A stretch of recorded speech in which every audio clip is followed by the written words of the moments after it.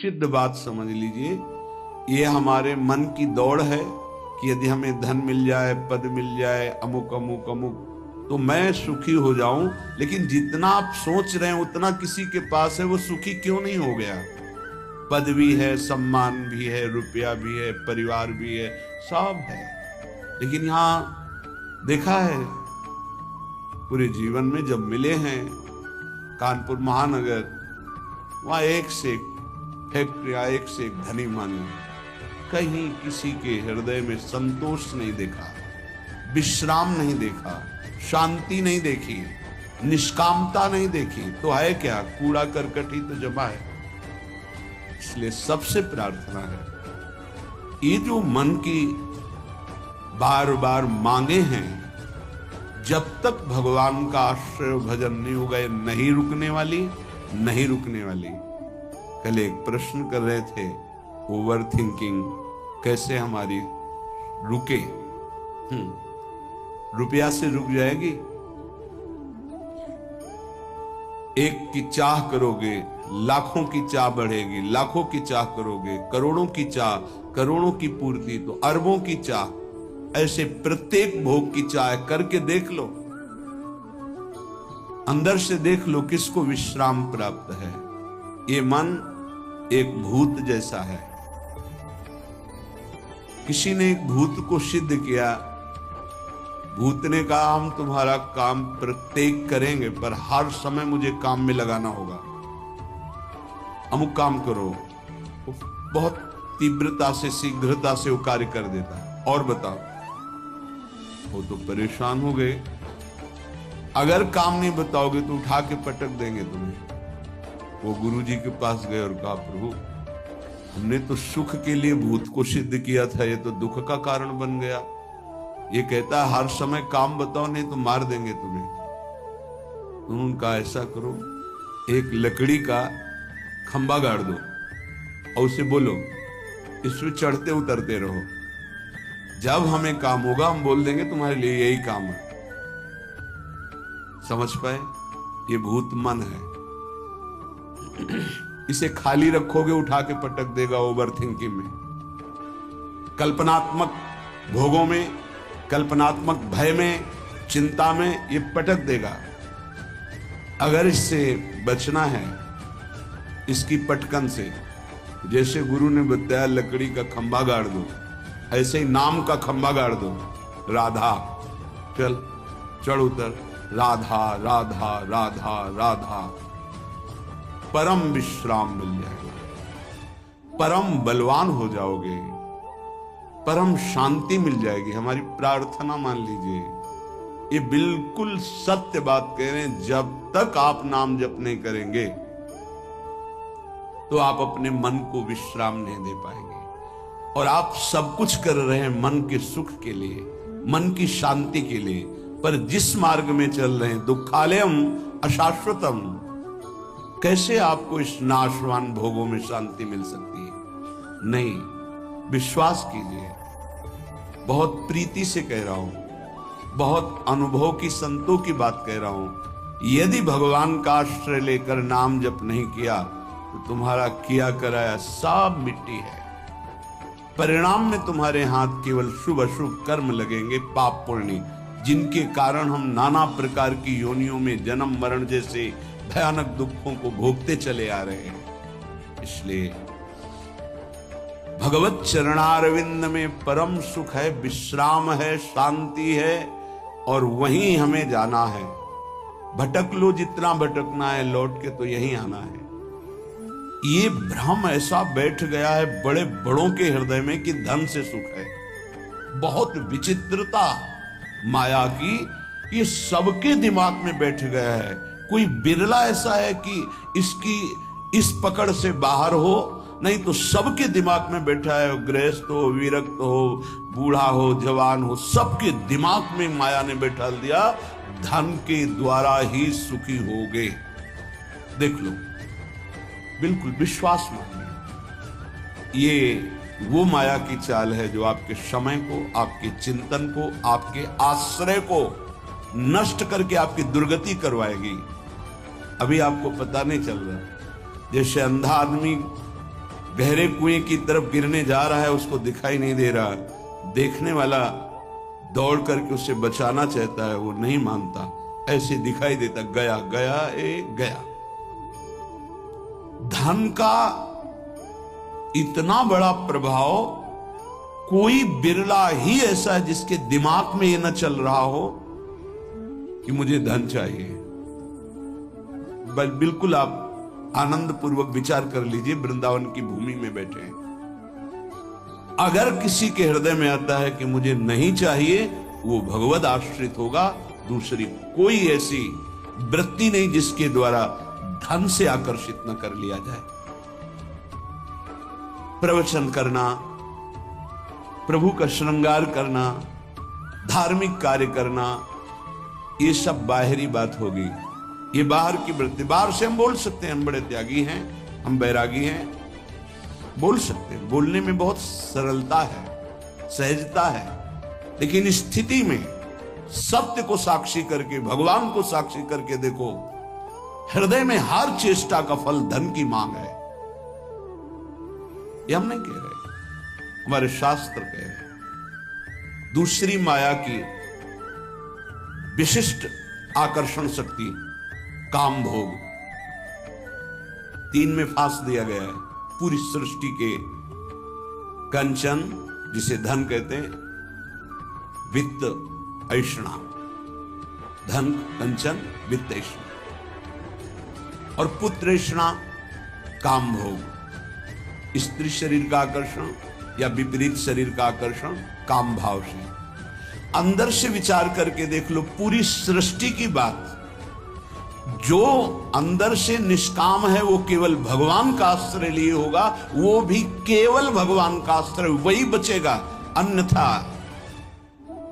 बातें हम वैराग्य की करेंगे, संयम की, जितेंद्रियता की, और हमारे आचरण भ्रष्ट होंगे।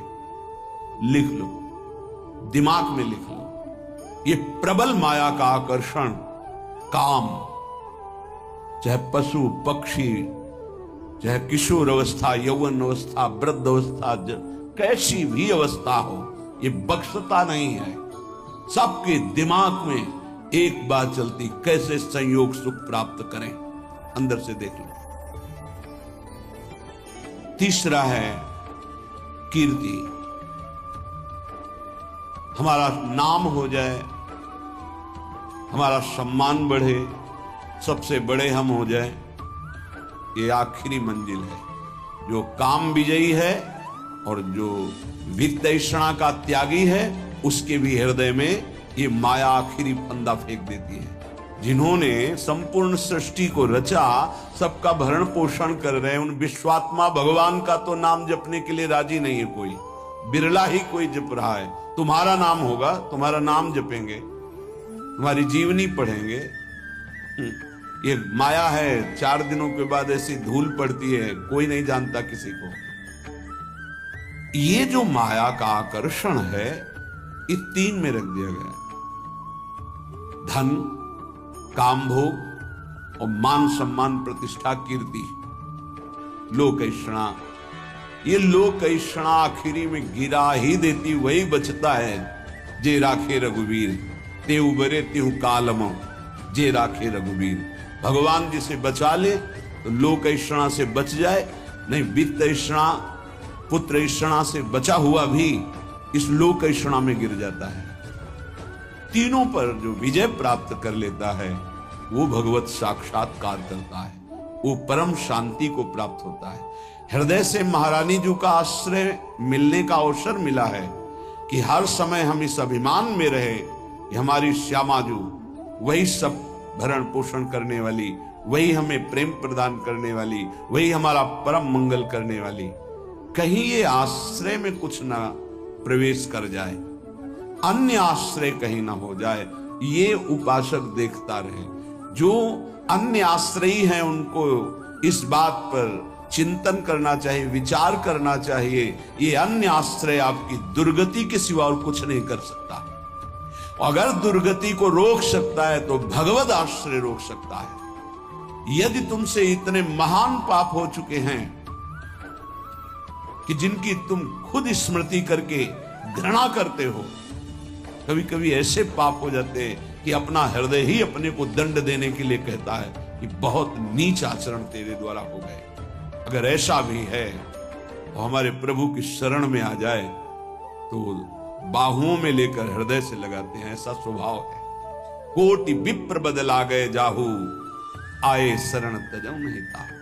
इसलिए सबसे प्रार्थना है ये मन, ये बुद्धि, ये माया इन पर बैठ करके आश्रय का बदलाव कर देगी। यदि गुरु कृपा से, सत्संग की कृपा से, प्रियालाल की कृपा से आपका आश्रय बन रहा है प्रभु प्रियाजू, तो ये बहुत जन्मों की साधना सुकृत सब फलीभूत हो रहे हैं। इससे मत फिसल जाना। अगर आश्रय है तो आपका परम कल्याण निश्चित है। ये माया आश्रय बदलती है, इसका कार्य है आश्रय बदलना। ये अंदर की बात को समझिए। हम ब्रह्मचारी नहीं हैं, हम संयमी नहीं हैं, हम तपस्वी नहीं हैं, भजनानंदी नहीं हैं, चलेगा। पर हम प्रियाजू के हैं, प्रियाजू के सिवा हमारा कोई नहीं है, ये आपको भगवत प्राप्ति करा देगा। यद्यपि भक्त अनन्य जो विषय इंद्रियन बस होए, कर्मठ कोटि जितेंद्रियन तेहि सम लहन। उसकी समानता करोड़ों कर्मकांडी और जितेंद्री नहीं कर सकते जिसके हृदय में अनन्यता आ गई है। इसलिए प्रार्थना है समस्त साधनाओं का जो फल है वो आश्रय है। भागवत में बहुत बड़ी महिमा इस आश्रय की वर्णन की गई। आखिरी है 10वां आश्रय। नवधा भक्ति में 9वीं भक्ति पूर्णता है आत्मसमर्पण। यदि आप अपना मंगल चाहते हैं तो आप खुद देख लीजिए कितने बड़े साधना में आपका प्रवेश है। ईमानदारी से देख लीजिए। भरोसा नहीं है 1 मिनट बुद्धि का भी कहती भगवान प्यारे लगते, थोड़ी देर में कहेगी विषय प्यारे लगते हैं। इसका निर्णय ठीक नहीं है, पागल है ये। हमारी जो बुद्धि है वो पागल है। एक क्षण में कहती ये मार्ग सत्य है, दूसरे क्षण में उत्तर देने लगती है। ऐसी बुद्धि का भरोसा नहीं। कितनी बड़ी साधना हो, अपराध बन जाए, वैष्णव अपराध, गुरु अपराध, इष्ट द्रोह, गुरु द्रोह, सर्वनाश हो जाता है। एक आश्रय है तो वो बचाता है, भगवद आश्रय को आप यदि समझ लें तो निश्चिंत हो जाएंगे, निर्भय हो जाएंगे, निःशोक हो जाएंगे। आप प्रभु के अंश हैं। ये प्रकृति प्रभु के द्वारा रची हुई है। ये भगवान का एक जादूमय खेल है। आप उनके अंश होकर इस खेल में फंस रहे हैं। वही गुरु रूप से, शास्त्र रूप से आपको इस खेल से निकलने का उपाय बता रहे हैं। पर आप ऐसे कपटी स्वभाव के हैं, छली स्वभाव के हैं। वो सर्वज्ञ प्रभु और गुरुदेव से भी छल करता है। हंसी की बात यह है कि जो तुम्हारा परम हित, परम मंगल, परम कल्याण प्रतिपल सोच रहे हैं, तुम उनसे छल और कपट कर रहे हो, केवल माया प्रेरित होकर के। क्या नहीं पता, क्या नहीं पता। तुम्हारे मन में जो स्फुरित होता है प्रभु को स्फुरित होने के पहले पता है। प्रभु कह रहे हैं और सब चलेगा।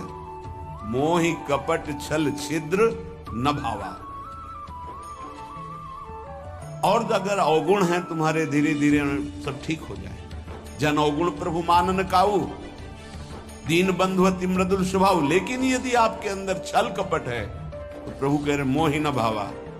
नहीं, हम पापात्मा हैं, गलतियां हुई हैं, जैसे हैं नाथ आपके हैं, आपके सामने हैं। इससे आश्रय तत्व पुष्ट होता है। इसी आश्रय से घोर पातिकी को भगवत प्राप्ति हो जाती है। एक बार आश्रय ले लिया तो हमारे प्रभु छोड़ने वाले नहीं, आप छोड़ सकते हो, आपका स्वभाव है। प्रभु नहीं छोड़ेंगे। आश्रय का इतना विशेष महत्व है। जैसे कई बार सत्संग में सुनाया कि जगन्नाथ जी के श्रीअंग पार्षद कुसंग वशात वैश्यागामी हो गए। जब ये पता चला तो उनको बुलाया और कहा कि आप श्रीअंग सेवा भी करते हैं और वैश्या के संयोग में जाते हैं तो दो में से एक को स्वीकार करें, या तो जगन्नाथ जी की श्रीअंग की सेवा या वैश्या के संग। कामाशक्त चित्त हो गया था इसलिए जगन्नाथ जी की सेवा छोड़ दी, पर खास बात आश्रय नहीं छोड़ा, जगन्नाथ जी की प्रसादी पादुका अपने साथ ले गए। एक बार उठाकर सर में पादुका रख लेते और छाती से लगा के कहते, प्रभु मैं आपकी माया में फंस गया हूं, मेरी हिम्मत नहीं कि मैं इसका संग छोड़ सकूं, मैं आसक्त चित्त हो गया हूं।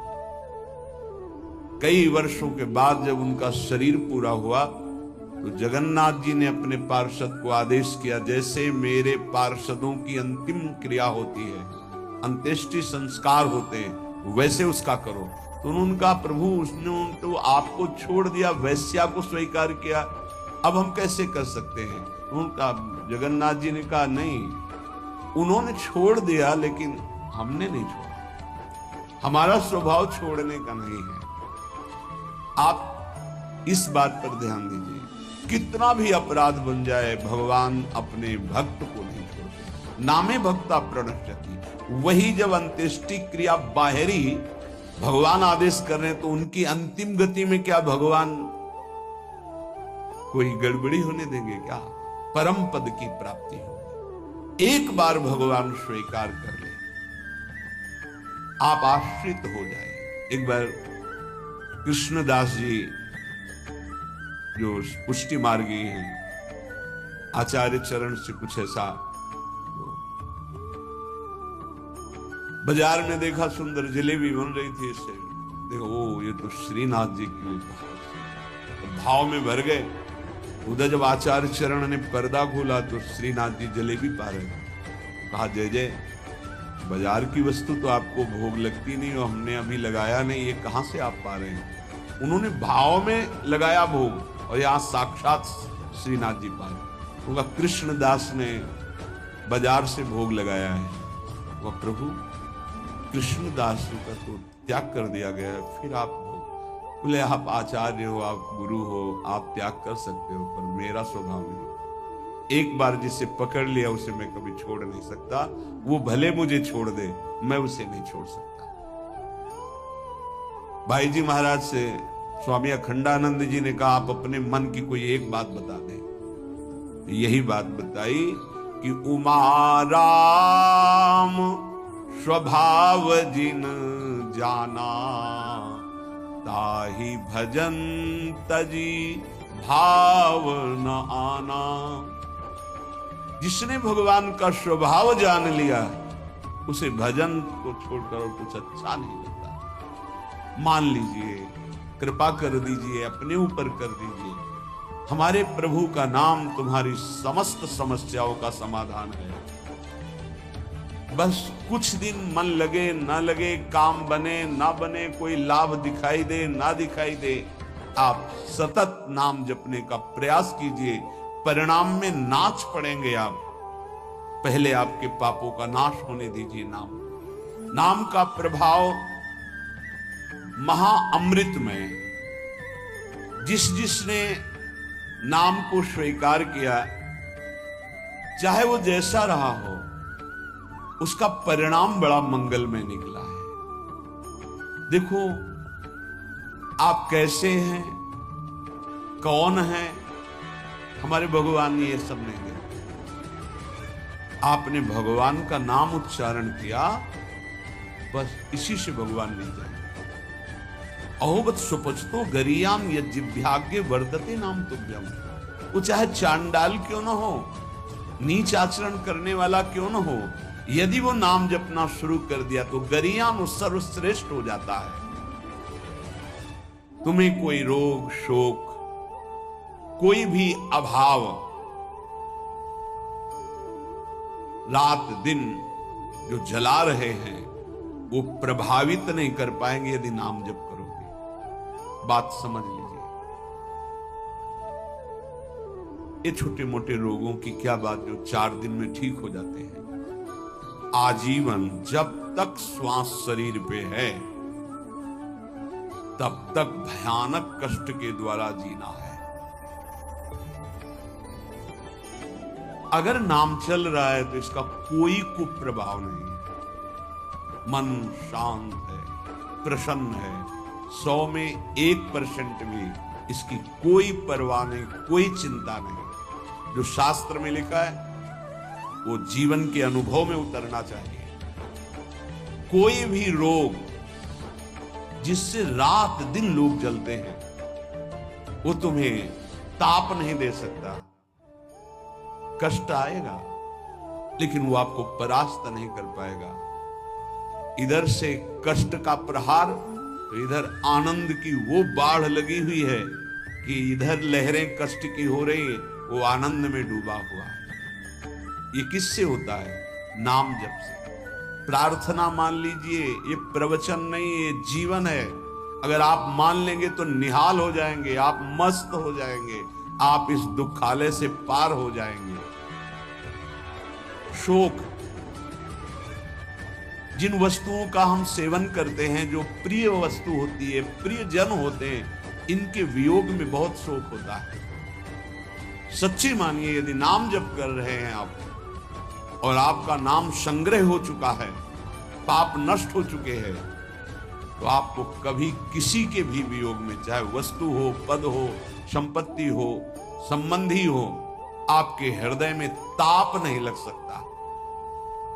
जासु नाम भव भेषज हरन घोर त्रैशूल, दैहिक दैविक भौतिक ताप, ये नाम जापक के हृदय में नहीं लग सकते, मस्ती रहती है। नरसिंह मेहता जी के पुत्र जब पधारे तो करताल उठाकर नाच रहे हैं गोविंद के। बड़ा अच्छा किया, आप अपनी वस्तु स्वीकार कर लिया। धरोहर थी, आपने ले ली, आपकी धरोहर, आप मस्त होकर, कोई शोक नहीं। चाहे जितनी हानि हो जाए, उसको विश्वास है कि जिसने बिना किसी की सहायता के एक पलक झपकने में अनंत ब्रह्मांडों का सृजन कर दिया, वो भगवान जब चाहेंगे, अगर लौकिक सुख देना चाहेंगे तो बौछार हो जाएगी। इसलिए उसे शोक नहीं होता। अभाव, ये चाहिए, वो चाहिए, वो चाहिए। हमें प्रार्थना भी नहीं करनी भगवान से ये चाहिए। सच्ची मानिए, जैसे छोटे बच्चे का ध्यान माता स्वयं रखती है, क्योंकि वो मांग अपनी प्रस्तुत नहीं कर सकता। समय से कब उसे भोजन पवाना है, कब कौन सा वस्त्र धारण करवाना है, कब क्या उसकी सेवा करनी, ये स्वयं मां चिंतन करती है। ऐसे अनंत माताओं का वात्सल्य लिए हुए हमारे प्रभु अपने जनों का चिंतन करते हैं। योगक्षेमम वहाम्यहम शब्द पर ध्यान दीजिए। अपना कार्य है अनन्यश्चिन्तयन्तो माम, भगवान का कार्य है योगक्षेमम वहाम्यहम। हम नाम जप करते हुए अपने कर्तव्य का पालन कर रहे, और श्री भगवान अपने कर्तव्य का, योगक्षेमम वहाम्यहम, जो अप्राप्त है उसे प्राप्त करा दूंगा, जो प्राप्त है उसकी रक्षा करूंगा, इसे कहते हैं योगक्षेमम। तू क्यों रो रहा है? अब मत रो, अब भगवान नाम जप कर, नाम रट। फिर देख, जन्म जन्म से ये घिघियाते रोते चले यार, ये दे दो, ये दे दो, ये दे दो, फिर मरे, फिर वहीं से शुरू, ये दे दो, ये दे दो। कब तक ये भिखमंगापना हमारे मन में बैठा रहेगा? अरे मंगवे भलो न बाप सो, जो प्रभु राखे टेक। अविनाशी का बच्चा घिघियाता घूम रहा है विषयों में, समझ में नहीं है ना, समझ में प्रभु की समझ नहीं है, इसीलिए ये दुर्दशा होती चली जा रही। एक जन्म से असंख्यों जन्म हो गए ये मांगते मांगते। ये मंगतापना कब मिटेगा? ये अभाव कब मिटेगा? जब भाव का पता चल जाएगा। आप बहुत बड़े के हैं, आप स्वयं परमानंदमय हैं। आपको किसी वस्तु, स्थान, व्यक्ति से आनंद की खोज नहीं करनी। बस बाहर भटक रहे हो, इसलिए तुम्हारा जो भाव है वो अंतर्हित हो चुका है। अंतर में आओ तो न शोचति न कांक्षति समः सर्वेषु भूतेषु मद भक्तिम लभते पराम। न कोई शोक, न कोई चिंता, एक परमानंद की अनुभूति। ना मानो तो भोग लो, जलो, ये माया दुर्दशा कर देगी। ना मानो, जलते रहो। अगर संतों के हृदय में कोई पीड़ा होती तो इसी बात की होती, अमूल्य मानव जीवन प्राप्त करके भगवान से विमुख होकर तुम कैसी दुर्दशा को प्राप्त हो रहे हो। उठो। गलतियां होना स्वाभाविक है, माया फिसलन वाली गलती हो सकती है, लेकिन हम सत्य मार्ग को छोड़ दें ऐसा नहीं हो सकता। क्यों रो रहे हो? मेरा नाम रट, देख दुख नाम की वस्तु नहीं रह जाएगी, तेरे सारे संशय नष्ट हो जाएंगे। भक्ति हो न हो, श्रद्धा हो न हो, विश्वास हो न हो, तू केवल नाम रटना शुरू कर दे, इससे बढ़कर और क्या बात कही जा सकती है। जितना भी दान पुण्य तपस्या यज्ञ तीर्थाटन है, अगर श्रद्धा नहीं है तो फल की प्राप्ति में संशय है। मंत्र जप रहे हैं, श्रद्धा विश्वास नहीं तो फल की प्राप्ति में संशय है। लेकिन नाम जप कर रहे हैं, बिल्कुल आपकी श्रद्धा नहीं है तो भी भाव कुभाव अनखालसहु, नाम जपत मंगल दिशि दशहु। तन्नास्ति कर्मजं लोके वाग्जं मानसमेव वा, यन्न छपयते पापम कलौ गोविंद कीर्तनम। यदि आपसे शारीरिक पाप बन गए हैं, मानसिक पाप बन गए हैं, वाणी के द्वारा अपराध बन गया है, चिंता मत करो। आप कोशिश करो कि पाप ना बने और गोविंद गोविंद हरि हरि कृष्ण कृष्ण राधा राधा राधा ऐसा नाम उच्चारण करो। नाम उच्चारण से सारे पाप नष्ट हो जाएंगे। तन्नास्ति कर्मजम लोके वाग्जम मानस में उच, मानसिक वाणी के द्वारा शरीर के द्वारा जो अपराध बन गए, भगवान नाम कीर्तन से, भगवान नाम जप से सब नष्ट हो जाते हैं। बस ये है कि नाम का सहारा लेकर पाप मत कर। अब तक जो हुए सो हुए, चूक हो जाएगी तो वो नाम भस्म कर देगा उस पाप को। जानबूझ करके संकल्प करके हर्षित होकर पाप करेंगे कि शाम के नाम जप कर लेंगे, दिन भर पाप करते हैं, तो फिर वो नामापराध लागू हो जाएगा और वो प्रभाव नाम का नहीं पड़ेगा और आपको उसका दंड मिलेगा। उठते बैठते खाते पीते सोते, सुख में दुख में